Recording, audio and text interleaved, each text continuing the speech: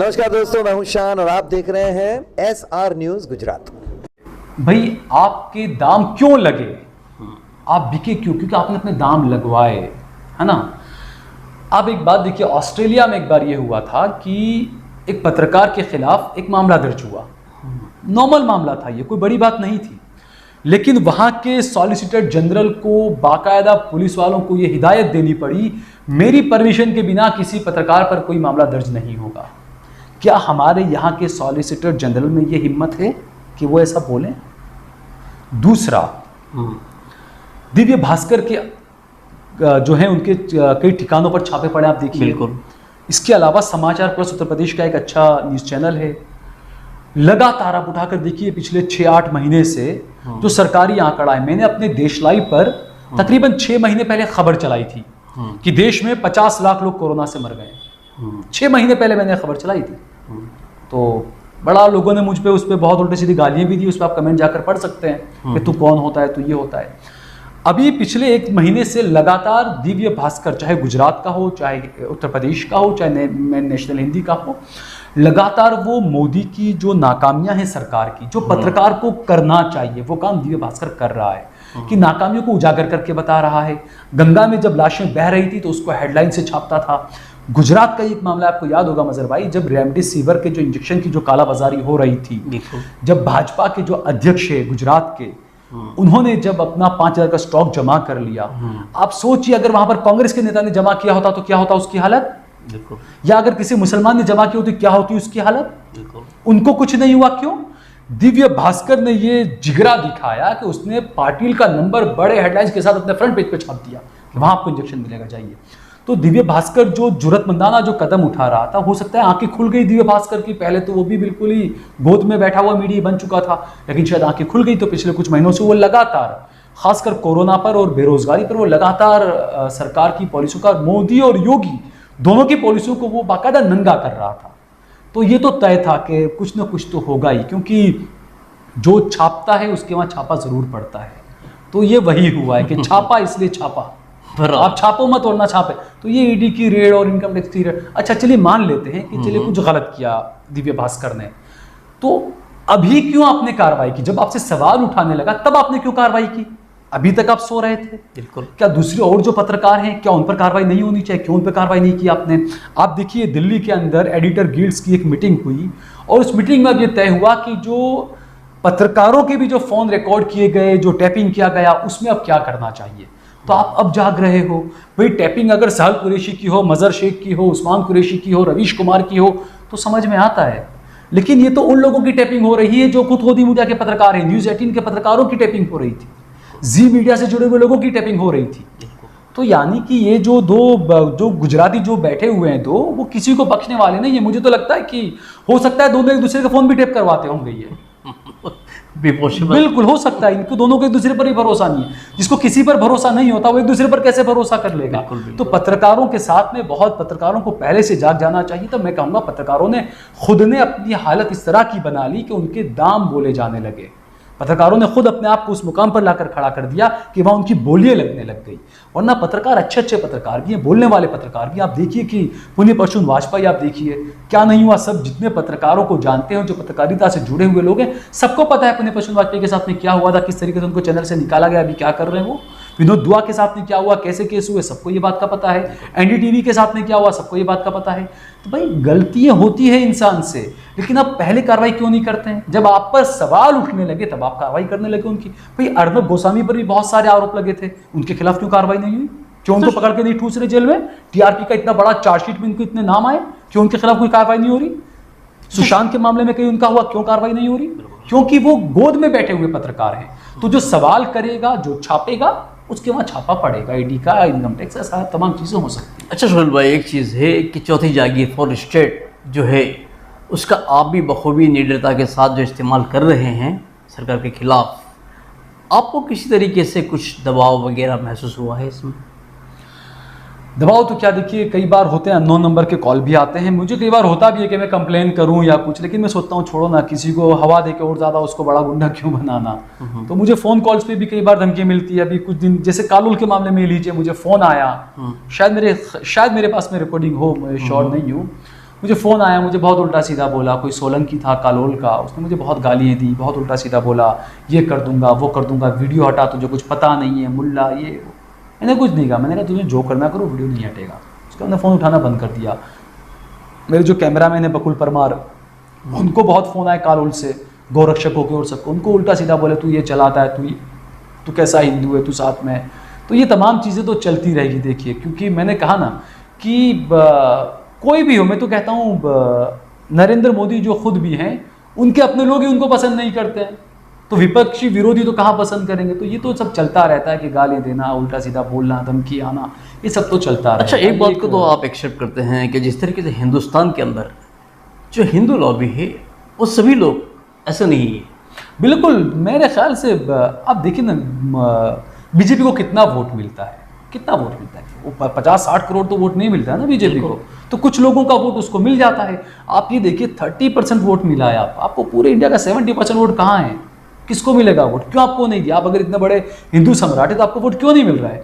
तो कुछ वोट लेके आपको, कुछ लोग होते हैं नादानी में, कुछ लोग होते हैं अनभक्त होते हैं। और जैसा आप एक बात सोचिए कि एक आम मुसलमान, एक आम दलित अगर बेचारा इतना डरता है क्योंकि उसको पता है कि वो इतना जालिम है, वो क्या क्या कर सकता है, तो अनभक्तों में भी कुछ लोग ऐसे हैं जो डरते हैं, जो करना चाहते हैं, लेकिन उनको बस वो खुशी इसलिए है कि भाई मुसलमानों के साथ में बुरा कर रहा है ना, इसलिए हम खुश, हम 200 रुपये का पेट्रोल भी लेंगे, हम 2000 रुपये का सिलेंडर भी खरीद लेंगे। क्योंकि जो मजहर भाई, जो जहर नफरत का जो बीज डाला जाता है, जो टीवी डिबेट्स के जरिए, सोशल मीडिया के जरिए, तो कोई भी जो नशा होता है ना, चाहे वो कोई भी नशा हो, वो ड्रग्स का हो या एमडी का हो या इसका नशा हो, जहर सांप्रदायिकता का हो, इसका नशे का जो है ना 25 साल तक इसका असर रहता है। तो ये तो जो है वो रहेगा। और ये जो मैं तो नौजवानों से ये करना चाहूँगा कि मेरे हिंदू नौजवान, सबसे मैं कहना चाहूँगा कि ऐसे बिना वजह की डिबेट में, बिना वजह की इन चीज़ों में ना उलझें। आपको ईश्वर ने दिमाग दिया, आप खुद सोचिए देश की हालत क्या हो रही है, महंगाई कहाँ जा रही है, आपको पढ़ाई आपको क्या मिल रही है, क्या क्या आपके आसपास में क्या चीज़ें हो रही है, आप खुद उस चीज़ को देखिए। आप वो सोशल मीडिया और व्हाट्सअप यूनिवर्सिटी और उस पर जो ये सब बिगाड़ की वजह सब वही बने हुए हैं। अच्छा, सोशल आपकी एक सवाल और करूँ आपसे मैं जी, कि सोहेल कुरैशी का अगला कदम क्या होगा? नहीं, मेरा अगला कदम और पिछला कदम क्या, बस मेरा एक ही कदम है कि मुझे उसी कदम को आगे बढ़ाना है। जहाँ कोई मजलूम मुझे दिखेगा, जहाँ कोई मुझे मजलूम याद करेगा, इंशाल्लाह मैं उसके लिए खड़ा रहूँगा। जितना मैं कर सकता हूँ, जितनी मेरी जिम्मेदारी है एज अ पत्रकार के तौर पर, मैं उसके साथ में जितना कर सकता हूँ इंशाल्लाह मैं करूँगा। उससे एक बात खासकर और पूछूं मैं कि सोहेल कुरैशी जो दौड़ रहे हैं, जिस तरीके से अपनी पर्सनल लाइफ को छोड़कर आवाज़ उठाने के लिए आवाम की, इसके अवज़ में सोहेल कुरैशी को अपनी फैमिली से और अपने करियर में, अपने फ्यूचर में इससे क्या बेनिफिट होने वाला है? देखिए, मैं यहाँ की तो बेनिफिट का सोचता ही नहीं हूँ, क्योंकि मैं एक मोमिन हूँ, मैं एक मुसलमान हूँ, और मुझे पता है कि यहाँ की ज़िंदगी में तो मुझे कुछ इनाम चाहिए भी नहीं। मुझे ऊपर आखिरी जो मरने के बाद की जो ज़िंदगी है, मैं उसको देखकर अपना काम करता हूँ कि मरने के बाद जब मैं खड़ा होऊंगा वहाँ पर, जब मैं जवाब देने के लिए खड़ा रहूँ, तब मुझे कम से कम इत्मीनान इस बात का रहे कि मैंने हक़ के लिए मैं खड़ा रहा, और हक़ के लिए मैंने उस दौर में आवाज़ उठाई कि जब लोग डरते थे, उस दौर में मैंने हक़ के लिए आवाज़ उठाई। क्या पता मेरा अल्लाह शायद इसीलिए मेरी मग़फ़िरत कर दे। तो बस इसके अलावा मुझे किसी से, और रही बात आप जो बता रहे हैं फैमिली का, बिल्कुल ये रहता है मजहर भाई कि कई बार होता है कि मुझे रात को 2 बजे, 1:30 बजे कभी सिविल हॉस्पिटल से फ़ोन आता है, कभी कहीं से फ़ोन आता है कि पुलिस ने मारा, सर फाड़ दिया, ये हो रहा है, तो मैं जाता हूँ 1:30-2 बजे। कई बार मैं अपनी अहलिया को, अपनी वाइफ से कहता हूँ कि चलो आज हम लोग बाहर चलेंगे, खाना वाना खाएंगे, लेकिन अब अचानक कुछ ऐसा काम आ गया तो मुझे जाना पड़ता है, तो फिर घर में अलग से वो हो जाता है कि आप टाइम नहीं देते हो।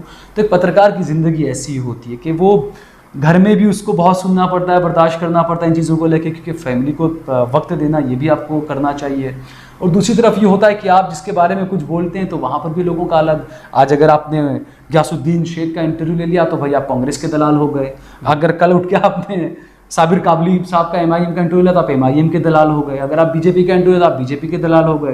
कुछ लोग ऐसे भी हैं जो कहते हैं कि सोहेल कुरैशी इतनी बेबाकी से बोलता है, इतना सब करता है, लगता है ये बीजेपी का एजेंट है, इसके लिए इसको कुछ होता नहीं है। तो मैं तो ये कहूँगा, अभी देखिए सोच पर किसी का पहरा नहीं है, कोई ताला तो मैं आपकी सोच पर लगा नहीं सकता हूँ। आप जो सोचना चाहें, आपकी सोच आपके साथ है, आपकी सोच आपको मुबारक है।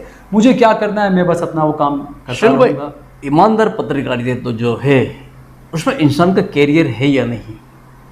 नहीं, बिल्कुल है मजहर भाई। लेकिन जैसे आपने कहा कि आपके फ्यूचर के बारे में आप क्या सोचते हैं, जैसे मैंने कहा कि मैंने मीडिया में जॉब करने का मैं भूल चुका हूँ, मैंने नहीं करना मीडिया में जॉब, क्योंकि मुझे पता है कि मुझे कोई बर्दाश्त कर भी नहीं पाएगा, क्योंकि वो जो होते हैं गोदी में बैठे हुए पत्रकार आज हर चैनल वालों को चाहिए टारगेट दिए जाएं आपको, वो मैं नहीं कर सकता, इसलिए मैं अपने फ्यूचर को तो वो छोड़ ही देता हूँ। और दूसरा, मैं ये भी नहीं सोचता हूँ कि किसी चैनल के साथ ही मेरा फ्यूचर जुड़ेगा।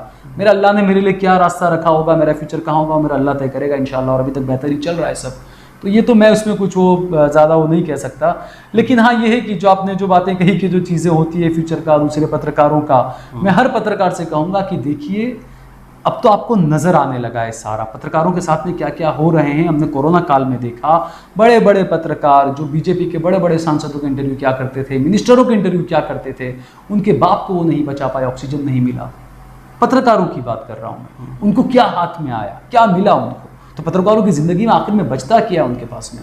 तो आप बिल्कुल देखिए, पत्रकार जो होता है वो सत्ता पक्ष की गोद में बैठने के लिए नहीं होता है। आप पत्रकार हैं, आपको ईमानदारी से पत्रकारिता करनी चाहिए, आपको बेबाकी से सवाल करने चाहिए, यही आपकी ड्यूटी है, यही आपकी जॉब है। उसमें फिर नतीजा जो भी हो वो आपको बर्दाश्त करने के लिए तैयार रहना चाहिए। चल भाई, एक खास बात ये बताइए कि आप जिस तरीके से फील्ड में रिपोर्टिंग के लिए जाते हो तो वहाँ पर भी तासुब देखने को मिलता है? बिल्कुल देखने को मिलता है। अभी मैं मौजूदा एक वाक़या बताऊं, मैंने एक अपनी चैनल पे खबर चलाई थी, अमित शाह साहब आए थे एक जगह पर वेजलपुर में, एक कम्युनिटी हॉल का उनको ओपनिंग करना था। वहाँ पर रातों रात वहाँ सड़क बना दी गई और सारी साफ़ सफाई करवा दी गई और तमाम चीज़ें। तो मुझे पता चला कि एक सर्कुलर जारी किया गया था वहाँ की पुलिस की तरफ से कि भाई कल अमित शाह गृह मंत्री आने वाले हैं, सिक्योरिटी की वजह से आप सबको अपने अपने घर के दरवाजे और सब बंद रखने, आपको बाहर नहीं आना है। बिल्कुल। अब आपने किसी दूसरे चैनल में देखी है खबर? नहीं। जबकि पत्रकार का धर्म, राजधर्म जो ये होना चाहिए कि आपको जाको खबर को उठाना चाहिए। भाई बादशाह सलामत आ रहे हैं, आप दरवाजे बंद रखिए, ये क्या बात हो गई। तो जब मैं उस खबर के लिए वहाँ पर, मुझे रात में 10 साढ़े 10 बजे पता चला, ये मैं 11:15 बजे पहुँच गया अपने कैमरामैन को लेकर वहाँ पर। अब आप खुद सोचिए वेजलपुर इलाका कैसा है। एक नॉर्मल कोई हिंदू पत्रकार भी अगर एनडीटीवी का जाएगा तो उसको गालियाँ पड़ेगी, गालियाँ पड़ेगी। मैं तो मुसलमान हूँ। बिल्कुल। जब मैं वहाँ गया तो मैं तो भाई ऐसे ही मैंने बात की लोगों से, मैंने कहा यहाँ पर ये हॉल बना है इसका, ये वो, बोले हाँ ये थोड़ा बहुत बात की लोगों ने। फिर मैंने कहा कि आप ये चीज़ बोलेंगे मीडिया में? नहीं नहीं नहीं, हमको नहीं बोलना। फिर जब मैंने कुछ करके बातचीत करके कुछ लोगों से मैंने अपना शुरू किया, कुछ लोगों को जमा हुए, कुछ लोगों मैंने जब शुरू किया, आप यकीन नहीं मानेंगे, जब मैंने ये सवाल किया कि बादशाह सलामत आ रहे हैं और ऐसे जब चीज़ें, जब वाइंड अप का जब मेरा बिल्कुल था तो बाकायदा पीछे से आवाज़ आई, अच्छा ये तो सब बोले उल्टा उल्टा, सब मोदी के विरोधी चला रहा है, ये तो मोदी विरोधी चैनल है। अच्छा। हालांकि मैंने क्या गलत किया था भाई, अमित शाह आ रहे हैं, आपने कहा कि दरवाजे बंद रखें, तो मैं तो वहाँ लोगों से बात करने गया, लोगों ने मुझे कही ये बात कि भाई ये कैसा लोकतंत्र है कि आप दरवाजे बंद रखा रहे हैं। और जब मैंने ये बात कही लोगों से, मैंने वो किया था बाकायदा लोगों ने, और बाकायदा जब चिल्लाए कुछ लोग तो कुछ शरपसंद अनाज से मुझे लगा कि 4-5 लोग रोड क्रॉस करके आ भी रहे थे। अच्छा। तो मैंने फौरन वाइंड अप किया और फिर वहाँ से मैं निकल गया। बराबर। तो ये चीज़ें होती है पत्रकारों के साथ में। और मैं तो कहूँगा कि जो बड़े बड़े चैनल भी हैं, आप देखिए ना, आज तक का भी एक चैनल, अभी कल परसों की खबर थी कि एक रिपोर्टर को आज तक का एक कोई था कर्मी, उसको हटा दिया गया, आज तक के चैनल पर से हटा दिया क्योंकि उसने फेसबुक पर कुछ लिखा था मोदी गवर्नमेंट के खिलाफ। तो ये तमाम चीज़ें, ऐसा नहीं है कि मुसलमानों के साथ में ज़्यादा होती है, ऐसा नहीं कि सिर्फ मुसलमानों के साथ ही होती है, ज़्यादा मुसलमानों के साथ होती है, लेकिन हाँ मेरे हिंदू भाइयों को भी बर्दाश्त करना पड़ा चीज़ें। आपको ख्याल होगा कि फेसबुक के ऊपर एक कोई हमारे एक हिंदू भाई थे जो अदर कास्ट से ताल्लुक़ रखते थे, उन्होंने भी कहा कि हमारी जो कम्युनिटी है उन्हें भी बहुत कुछ बर्दाश्त करना पड़ता है।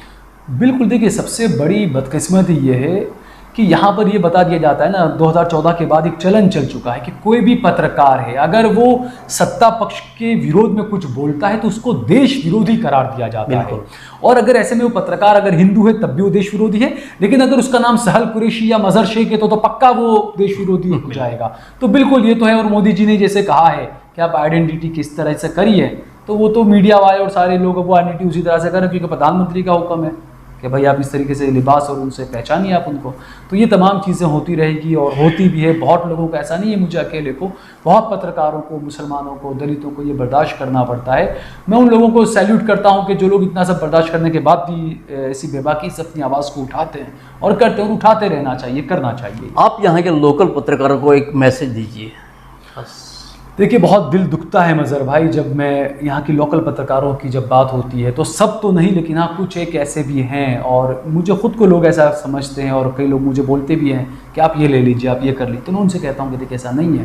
जैसा मैंने कहा, पत्रकारों की जो काम होता है, आप पत्रकार हैं, आप चाहे नए हैं, पुराने हैं, आप छोटे यूट्यूबर हैं, बड़े यूट्यूबर हैं या बड़े चैनल, आप अगर पत्रकार हैं तो आपको पत्रकारिता करनी चाहिए बेबाकी के साथ।